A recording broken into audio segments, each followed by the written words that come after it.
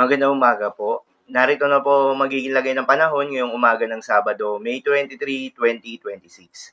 Pero bago yon, baka pwedeng pa-like and share naman ng video na ito. Comment ka na rin kung taga saan lugar ka para malaman natin kung hanggang saan umabot ang video na ito. Huwag mo din kalimutan na mag-follow at mag-subscribe sa ating Facebook page at YouTube channel.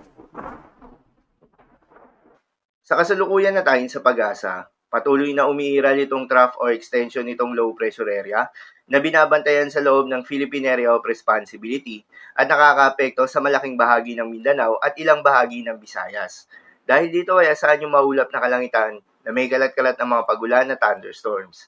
Habang easterlies pa rin o yung mainit na hangin na nanggagaling sa may karagatang Pasipiko, ang patuloy na nakakaapekto sa nalalabing bahagi pa ng ating bansa kasama ng Metro Manila. Dahil dito ay asahan pa rin sa malaking bahagi ng ating kapuluan ang generally fair weather condition, mainit at malinsangan na panahon sa umaga hanggang sa tanghali. Subalit pagsapit ng hapon o gabi ay asahan naman yung mataas na tsansa ng mga pag-ulan o thunderstorms. Samantala, yung binabantayan nga na low pressure area sa loob ng Philippine Area of Responsibility ay huling namatahan sa layong 855 kilometers silangan ng Southern Mindanao. Ang nasabing low pressure area hindi naman inaasahan na lalakas bilang isang bagyo, subalit asahan na magpapaulan pa rin ito habang papalapit ng ating kalupaan. Bagamat kikilos ito papalapit ng ating bansa, asahan naman na malulusaw rin ito bago pa makalapit ng ating kalupaan. Para naman sa magiging lagay ng panahon ngayong araw ng Sabado, dahil nga sa epekto nitong trough nitong low pressure area, asahan sa Mindanao at Southern Leyte, ang maulap na kalangitan na may kalat-kalat ng mga pagulan na thunderstorms. Posible ang mga pagbaha o pag-uho ng lupa due to moderate to at tying heavy rains.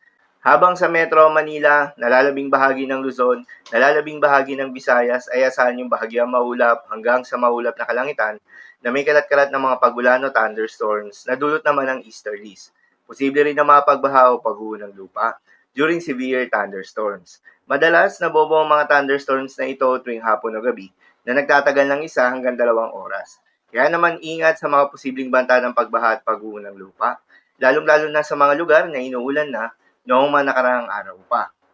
Para naman sa magiging lagay ng mga dagat baybayin, ayon sa pag-asa ay wala tayong nakataas na gale warning sa anumang seaboards ng ating bansa.